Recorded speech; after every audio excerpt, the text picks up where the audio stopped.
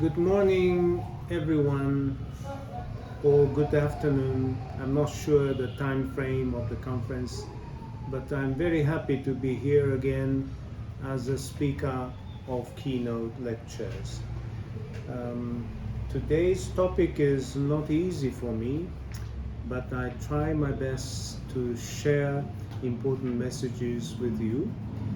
And we want to share again the common goal or common objective to uplift the standard of safety and quality of healthcare.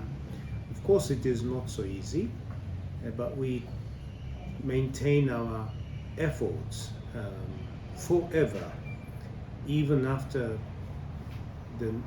my generation. I think the young people will succeed our effort to have further betterment of healthcare. So today's topic is supervision, coaching, and also the mentoring. I want to focus those three important activities in connection with safety and quality of health services.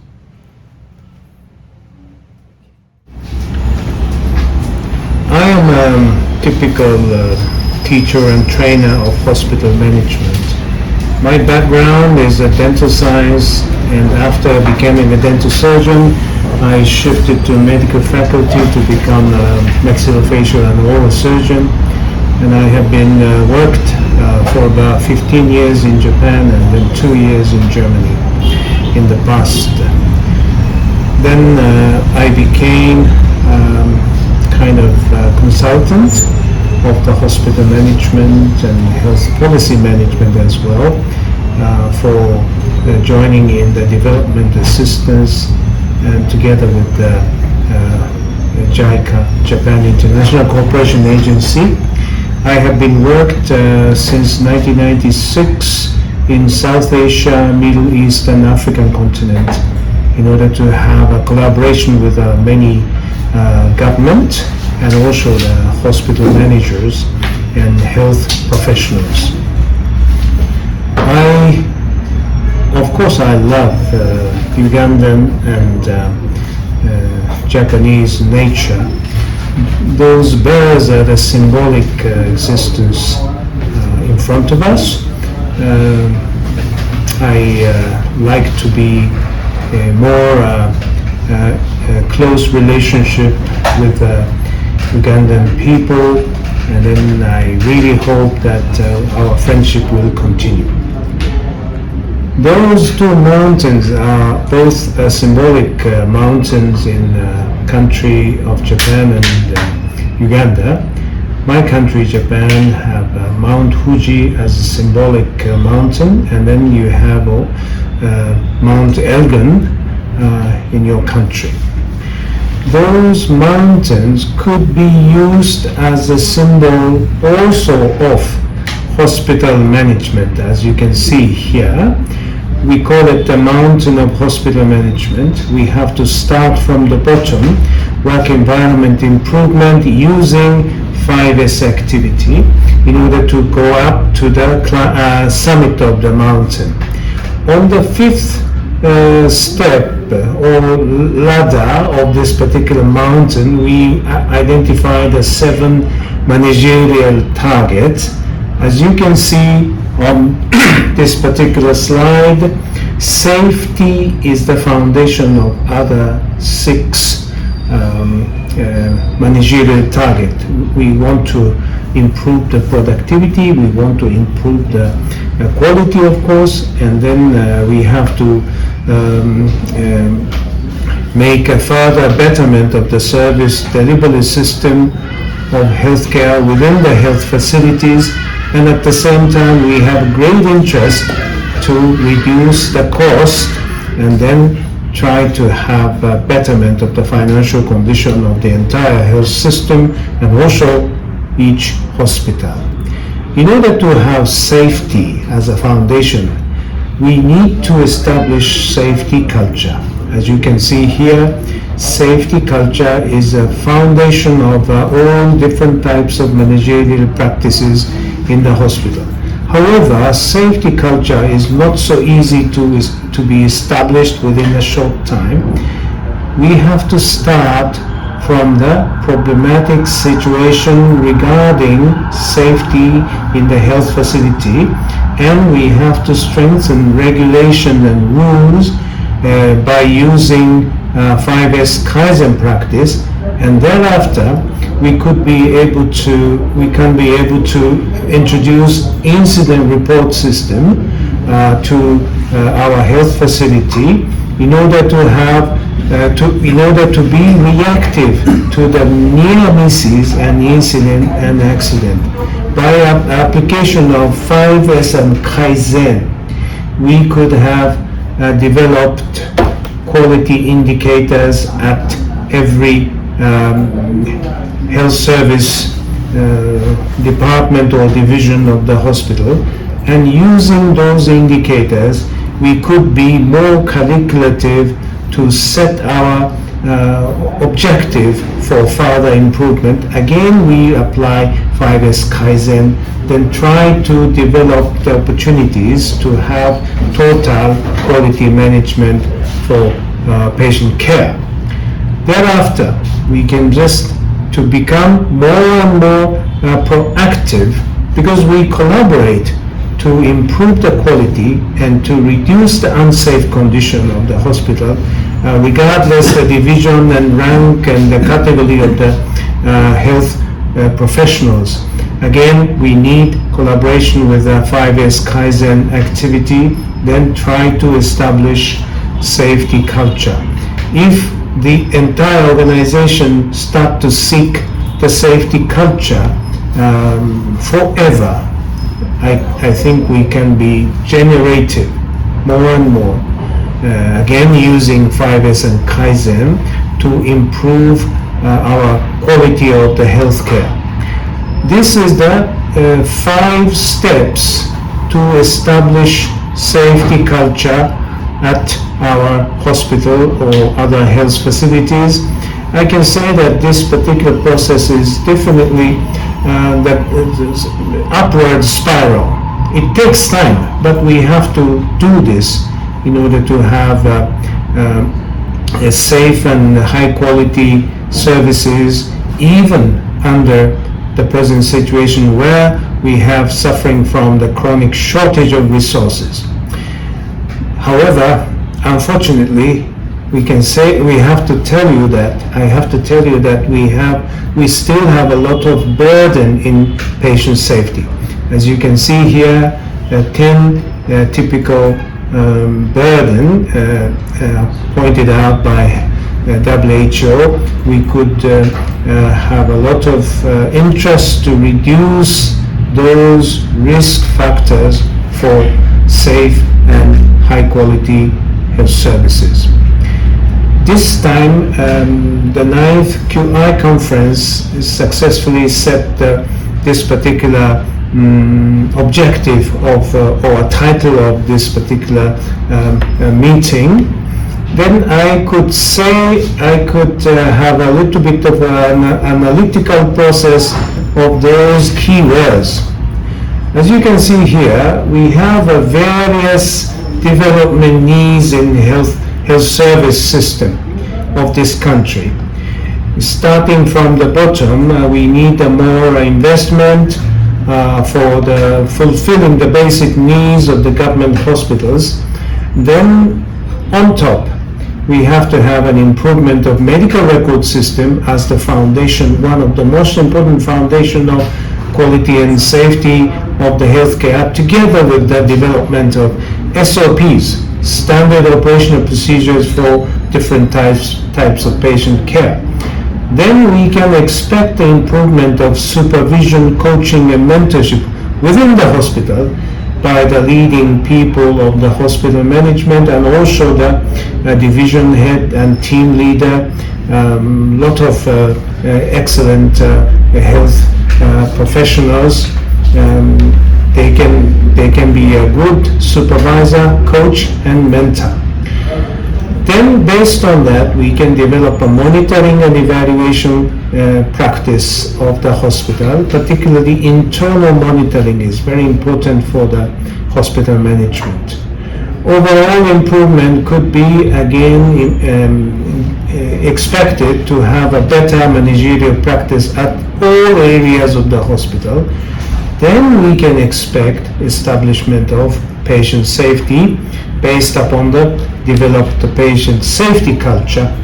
Then of course, apart from that, we still have a need on skill development and technical improvement of the diagnosis, treatment, and follow-up of the patients.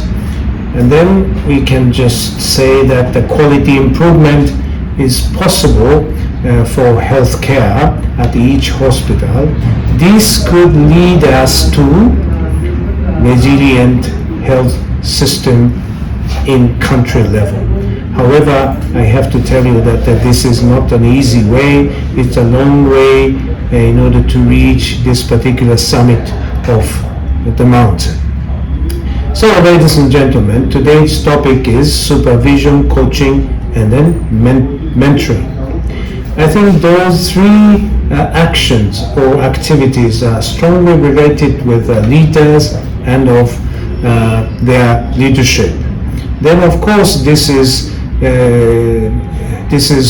provided for teams, not only specific individuals, and then those teams is highly expected to work on standard operational procedures. Then, talking about the team and the teamwork, I can say that organization like a government hospital should be consisted of various different types of teams, and then morale and morals, work ethics, and other thing is highly expected. In order to become an excellent team, we recognize the 7 different requirements, including the 7 points. We have to highlight it in this particular slide. Goal setting is important for the team, and then stable membership, and sharing roles is also important, and the communication among the team members should be very smooth, and leadership and followership should be identified and then practiced in the team. Then sharing outcomes is also important. Finally, we want to construct a situation where mutual trust is tangible in the team. Leadership is another important topic. There are so many textbooks about the leadership. However, I want to just summarize quickly on the 3 important jobs for the leader. Number 1 is setting objective, feasible, achievable objective, and also number 2 is the unity of the team, sharing common objective, and the third important job is the personal care of the leader to the team members. Having those strong and reliable leadership, we expect the implementation of supervision, coaching, and mentoring, and by all managers at all levels in the hospital for their own workforce and also for themselves. Supervision is a kind of activity to oversee and superintend the work or performance of your staff.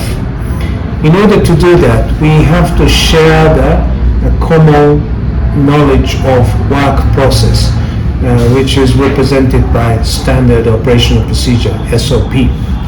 In supervision, we can have 2 different types of supervision. Number 1 is administrative supervision, which could be done by the Ministry of Health or local health authority to the hospital top management group of the people.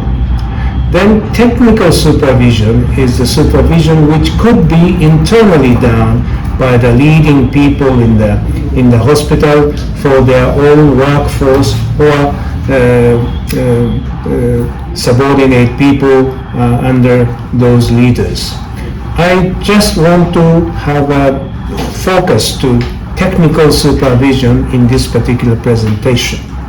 Then the supervision could be done as a mode of intervention of the routine works.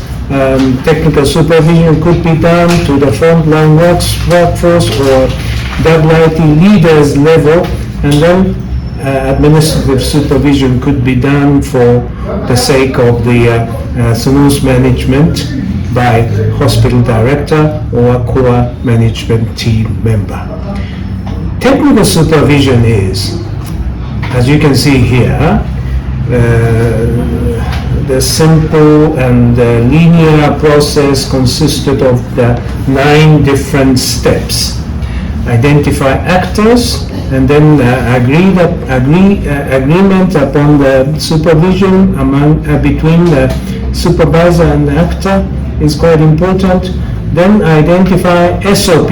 This is other important items for technical supervision. Without knowledge of the SOP, it is very difficult to find out the proper observation points and the correction points.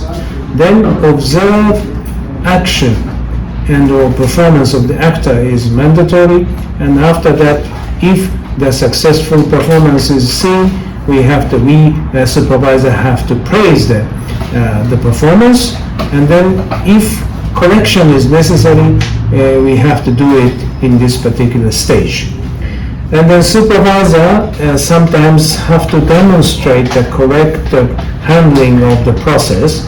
Then observation could be done again for the performance of the actors after correction of some parts of the activity, and then we can end the supervision by praising the effort of the actors.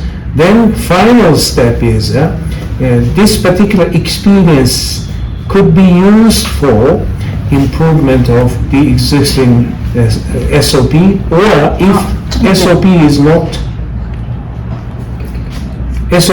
not incomplete, not completed in formulation, we can just have an opportunity to create a novel SOP. So technical supervision is normally done for these three situations. Number 1, formulation of the SOP. Number 2, a practice based on SOP conducted by actors. And number 3 is an improvement process of the existing SOPs.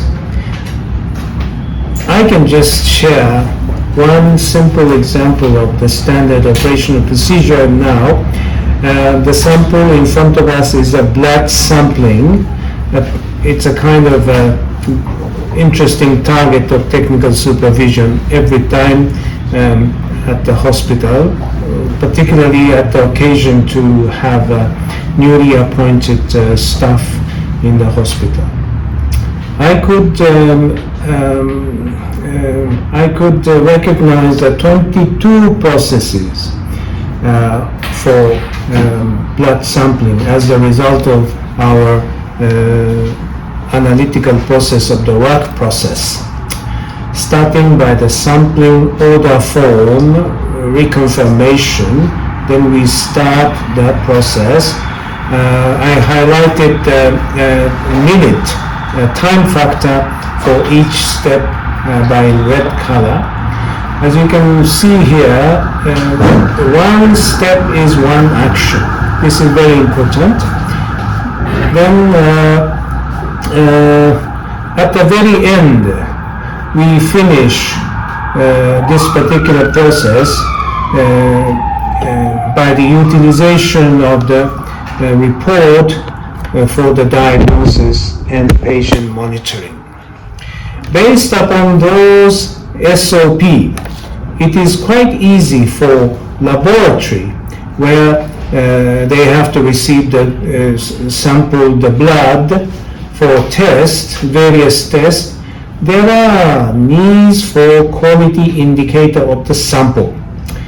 Specimen lost, specimen ID or mismatch. It's the mismatch Those could be double checked every time as an indicator. ID missing is also sometimes happen.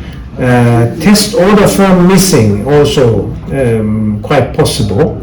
Insufficient volume, and then some other things, particularly number 9 to number 11 is stipulated the risk for hemolysis. Then learning about the SOP, we can extend our consideration to the clinical pathway. This is SOP in the clinical activity. I just show you the sample which I have already involved in the formulation of clinical pathways of our surgical operation in our specialty, maxillofacial and neurosurgery in the past. 1995 to year 2000, I have worked as the chief maxillofacial surgeon of the Department of Maxillofacial Surgery and Gifu University in Japan. Intra-operative process, and then also pre- and post-operative care is targeted as this particular clinical pathways. As you can see here, the title is Bimaxillary Osteotomy for Correcting Mandibular Prognathism. And this particular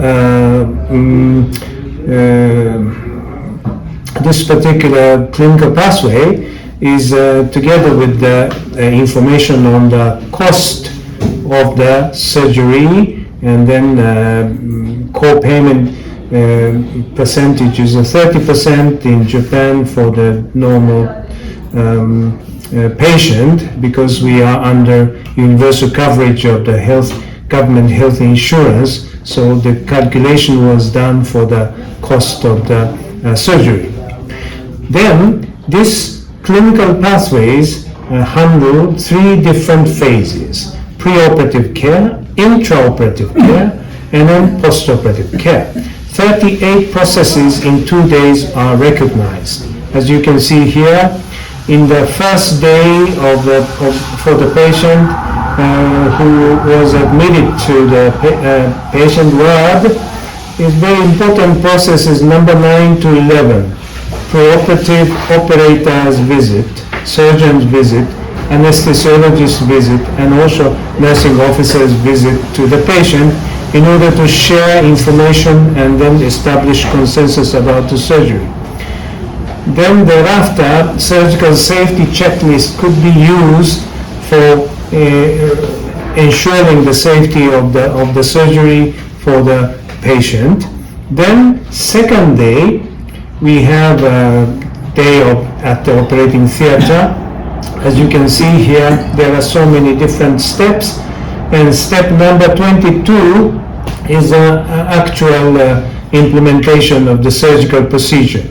The surgical procedure is described in a different clinical pathways. 203A is the number for that, bimaxillary osteotomy technical process.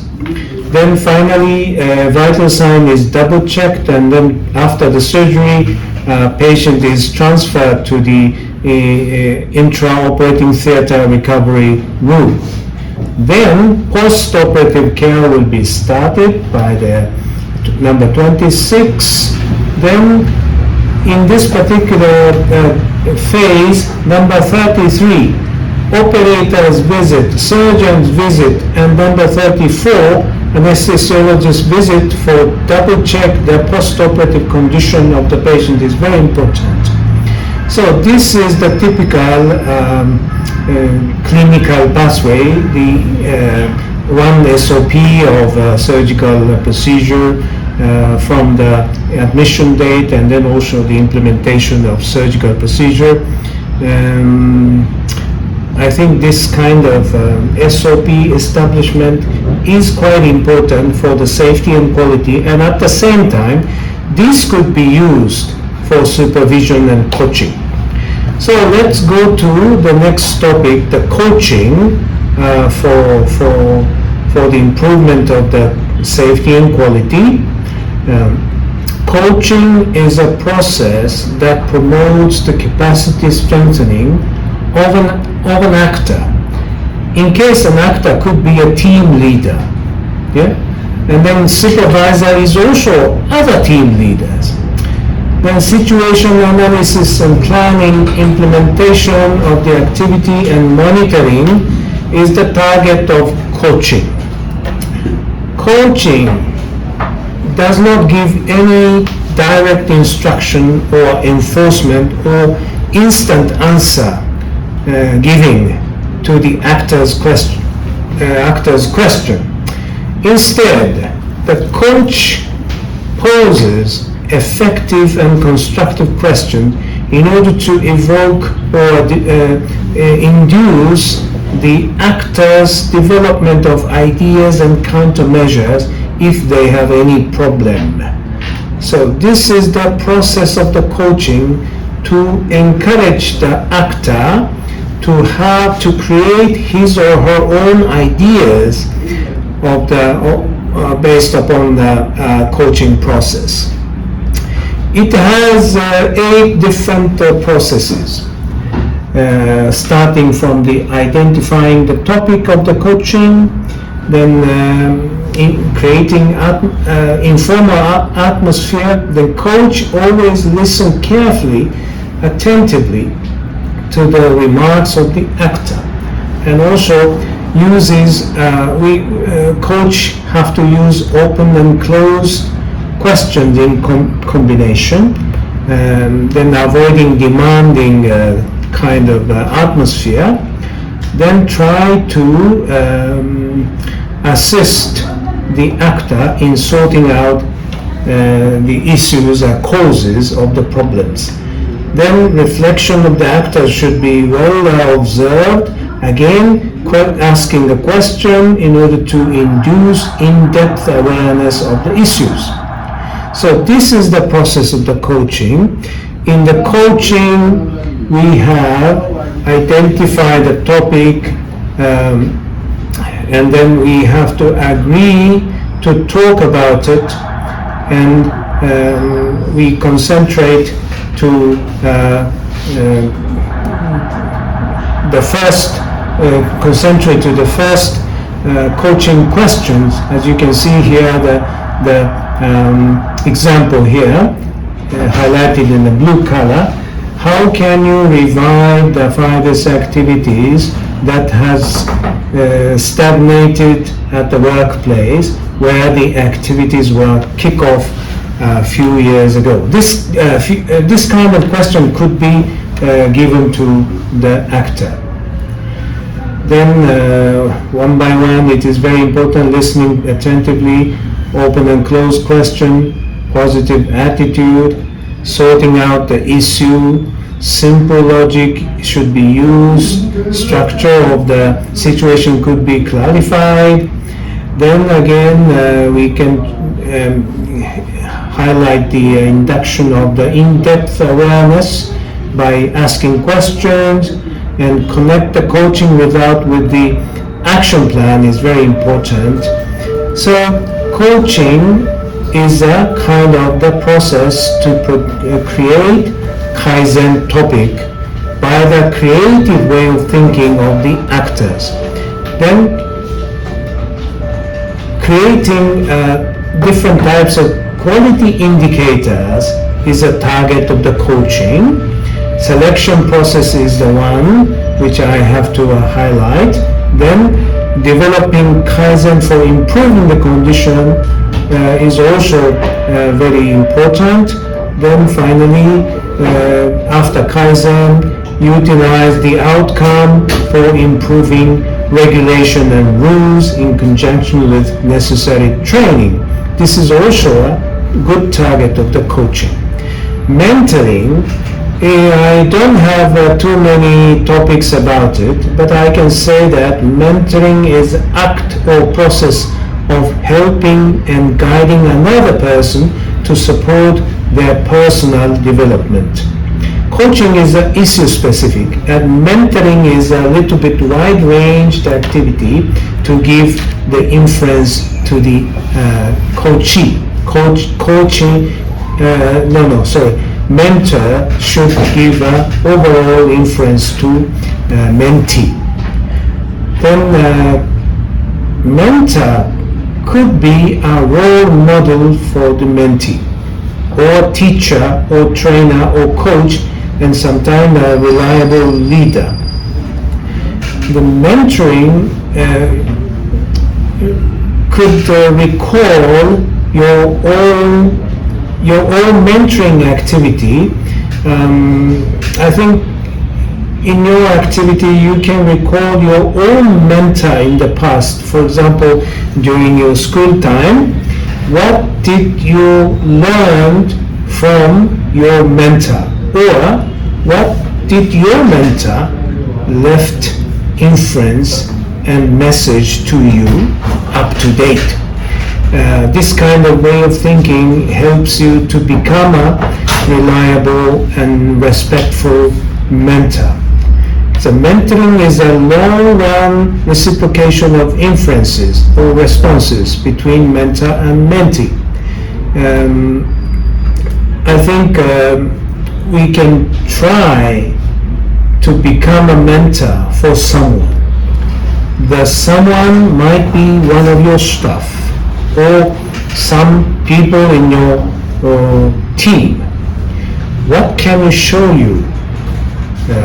Show them. What you can do for the mentee, for your improvement of for their improvement of the quality of the work.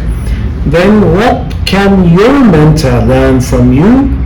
What sort of role model are you at this moment for your staff? Those are the questions we can ask to ourselves. At the very end of my speech, I want to open up my history, and then I have been a mentor of our colleagues in Cambodia regarding cleft lip and palate surgery. I have been working in Cambodia on and off since 1994 up to present time, using my mentorship to my dear colleagues in Cambodia and hospital. And at the same time, I also have to open up my memory of my mentor, who is unfortunately already passed away. He gave me a lot of suggestion, instruction, teaching on how to train or how to teach cleft lip and palate surgery for our trainees. His influence, Dr. Yamada's influence, is still living within myself. As you can see here, in Cambodia, we have done a cleft lip and palate surgery training mission since 1994. I remember my mentor, Dr. Yamada, very well. I'm sorry to tell you that he passed away last year due to ALS. So having his memorial photograph at the very end of my speech, I want to emphasize again the importance of technical supervision and coaching and long-run activity as a mentor within the hospital. This can be able to revitalize the internal monitoring activity within the hospital, and then this definitely push up the standard of safety and quality of care step by step, one by one, even though we have a chronic shortage of health resources in our hospitals. We never give it up, and we continue our effort to improve safety through our supervision process and then coaching process. And we want to become mentor for someone. Thank you very much for your attention to my speech. This is the end of my speech. Thank you. Goodbye.